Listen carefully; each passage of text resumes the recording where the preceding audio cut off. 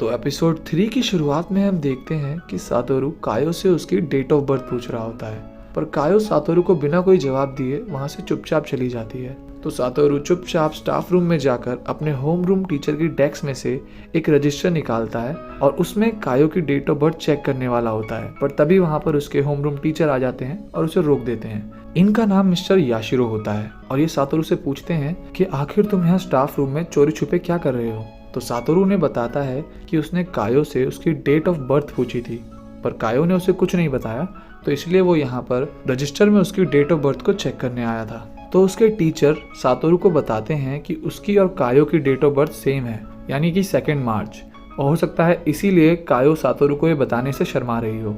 ये सुनकर सातोरू हैरान हो जाता है, और क्योंकि अब उसे पता चल चुका है कि कायो की डेट ऑफ बर्थ 2 मार्च है, तो उसे भी याद आ जाता है कि जिस दिन कायो किडनैप हुई थी वो डेट थी 1 मार्च, क्योंकि कायो का किडनैप उसके बर्थडे से ठीक एक दिन पहले हुआ था और आज 19 फरवरी है, यानी कि आज से ठीक 11 दिन बाद कायो का किडनैप होगा और उसका मर्डर होगा।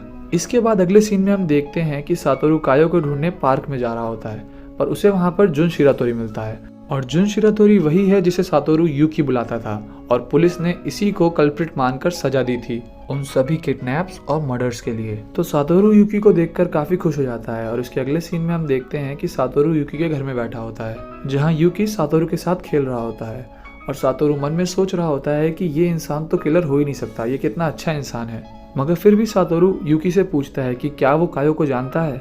तो यूकी कहता है कि हाँ, वो कायो को जानता है और पार्क में कई बार उससे मिला है और उससे बातें भी करता है। इसके बाद सातोरू की नज़र यूकी के बुक शेल्फ पर पड़ती है, जहाँ पर कुछ एडल्ट कॉमिक्स रखी होती हैं, और यूकी एकदम से एम्बैरेस होकर उन्हें छुपाने की कोशिश करने लगता है और सातोरू से कहता है कि वो उसकी नहीं है बल्कि उसके किसी दोस्त की हैं। ये मोमेंट दोनों के लिए काफ़ी ऑकवर्ड हो रहा होता है, पर यूकी भी क्या करता है बेचारा, उसे अपनी इज्जत बचाने के लिए सफ़ेद झूठ बोलना पड़ता है। इसके बाद सातोरू वहाँ से जाने लगता है, और जाने से पहले यूकी उसे बताता है कि पता नहीं क्यों पर आज सातोरू काफ़ी मैच्योर लग रहा है। इसके बाद हम देखते हैं कि सातोरू कायो के घर की तरफ जा रहा होता है, और जाते जाते वो ये भी सोच रहा होता है कि यूकी को भी बहुत परेशानियां झेलनी पड़ी थी, इसलिए वो कोशिश करेगा कि वो यूकी का भी फ्यूचर चेंज कर दे। इसके बाद वो कायो के घर पहुंचता है, पर वहाँ पर वो देखता है कि दरवाज़ा लॉक है, शायद घर पर कोई था नहीं। पर तभी वो नोटिस करता है कि कायो के ग्लव्स और उसका बैग वहीं ज़मीन पर पड़े होते हैं, और उसकी आंखों के सामने एक स्टोर रूम होता है। तो सातोरू जल्दी से जाकर घबराते हुए उस स्टोर रूम के दरवाजे को खोलता है, और जब वो दरवाज़ा खोलता है तो उसकी आंखें फटी की फटी रह जाती हैं। वो देखता है कि कायो बहुत ही जख्मी हालत में वहाँ चुपचाप पड़ी होती है, और जैसे ही सातोरू ने गेट खोला वो चिल्लाने और रोने लगती है और सातोरू से कहती है कि इस गेट को बंद कर दो।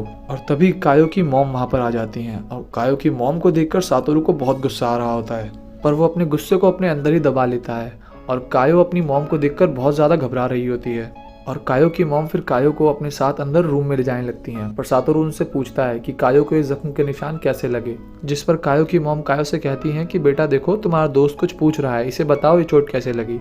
तो कायो बोलती है कि वो गिर गई थी और उसकी वजह से उसे चोट लगी है, और फिर वो चुपचाप अपनी मॉम के साथ चली जाती है।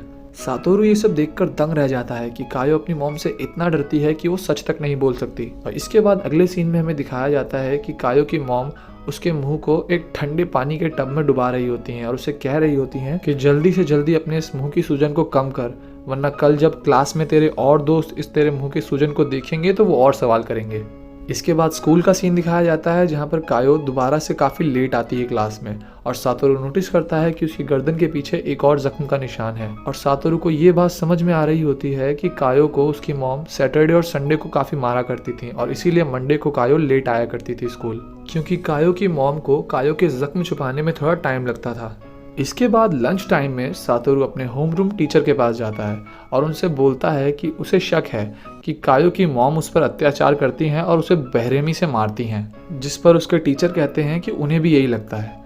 तो सातोरू दंग रह जाता है और उनसे पूछता है कि अगर आपको पहले से ये बात पता थी तो आपने अब तक कुछ किया क्यों नहीं। तो सातोरू के टीचर उसे बताते हैं कि उन्होंने ऑलरेडी चाइल्ड प्रोटेक्टिव सर्विस में इस बारे में बात कर रखी है, और सीपीएस के ऑफिसर्स 3 बार कायो के घर भी गए हैं, पर जब भी वो घर जाते हैं तो कायो की मॉम उन्हें वहाँ नहीं मिलती, जैसे कि कायो की मॉम उन्हें आता देख वहाँ से भाग जाती हो। इसके बाद हमें क्लासरूम का सीन दिखाया जाता है, जहाँ पर सातोरू ने सभी बच्चों से फीस कलेक्ट करके अपने डेस्क पर रखी थी, पर वो फीस वहाँ से गायब हो गई थी। तो सातोरू मिस्टर याशिरो को बताता है कि जो फीस उसने अपने डेस्क पर रखी थी वो गायब हो गई है। तो सातोरू के बगल में बैठी उसकी एक क्लासमेट जिसका नाम मिसातो होता है, वो मिस्टर याशिरो से कहती है कि कायो का बैग चेक करा जाए, क्योंकि उसके अकॉर्डिंग ये पैसे कायो ने ही चुराए थे। तो सातोरू उसे गुस्से से कहता है कि कायो ऐसा कभी नहीं कर सकती। पर फिर मिसातो जोर से चिल्लाकर पूरी क्लास के सामने कहती है कि कायो बहुत गरीब है और हो सकता है इसलिए उसने वो पैसे चुराए हों। और वो कायो से कहती है कि अपना बैग चेक करो। और कायो जब अपना बैग चेक करती है तो वो पैसे कायो के बैग में ही होते हैं। तो मिसातो खुश होकर बोलती है कि देखा, उसने पहले ही कहा था ये पैसे कायो ने ही चुराए होंगे। पर सातोरू को अंदाज़ा लग रहा होता है कि ये पक्का इस मिसातो का ही काम होता है कायो को फंसाने के लिए, इसलिए वो चिल्लाकर मिसातो से कहता है कि चुप हो जाओ, कायो ऐसा कभी नहीं कर सकती। मिसातो एकदम से डर जाती है और उसकी हालत रोने वाली हो जाती है। तभी कैन्या मिसातो से कहता है कि ऐसा भी तो हो सकता है कि ये पैसे किसी ने जानबूझकर कायो के बैग में रखे हों उसे फंसाने के लिए। पर तभी मिस्टर याशिरो इस बात को यहीं पे ख़त्म करने के लिए कहते हैं, क्योंकि पैसे तो अब मिल चुके हैं। और इसके अगले सीन में फिर हम देखते हैं कि सातोरू और कायो बाहर खड़े होते हैं और कायो सातोरू को थैंक्स बोल रही होती है उसका स्टैंड लेने के लिए। और साथ में कायो सातोरू को ये भी बताती है कि जब वो और मिसातो 3rd ग्रेड में थे तो मिसातो कायो की पेंसिल्स का मजाक उड़ाया करती थी, और इसीलिए एक दिन कायो ने मिसातो की एक बढ़िया सी मैकेनिकल पेंसिल को बाहर फेंक दिया था, और इसीलिए तभी से मिसातो कायो से बहुत ज़्यादा नफरत करती है।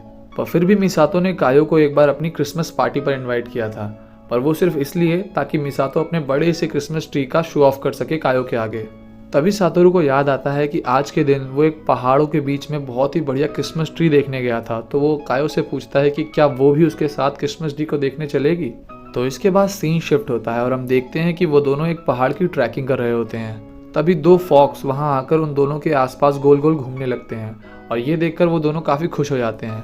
और तभी सातोरू को याद आता है कि जब वो छोटा था तो वो यहाँ पर अकेले आया था, और उस दिन भी उसे यही दोनों फॉक्स यहाँ पर दिखी थी। और जब उसने ये बात वापस जाकर अपने दोस्तों को बताई थी तो किसी ने भी उसका यकीन नहीं किया था। पर अब जब वो यही समय दोबारा जी रहा है तो उसके साथ कायो है। इसके बाद वो दोनों फॉक्स वहाँ से चली जाती हैं और कायो सातोरू से पूछती है कि क्या ये दोनों कपल थे, जिस पर सातोरू कहता है कि शायद हाँ। और तभी वो दोनों रियलाइज़ करते हैं कि वो बहुत ज़्यादा एक दूसरे से सटे हुए खड़े थे, तो दोनों एकदम से घबराकर साइड हो जाते हैं। इसके बाद अगले सीन में हम देखते हैं कि फाइनली वो उस ट्री के पास पहुंच ही जाते हैं, जो कि बहुत ही बड़ा और सुंदर ट्री था, जिसे देखकर कायो बहुत ही ज़्यादा खुश हो जाती है और उसके चेहरे पर एक बड़ी सी स्माइल आ जाती है। और इसी के साथ ये एपिसोड भी यहीं पर ख़त्म हो जाता है।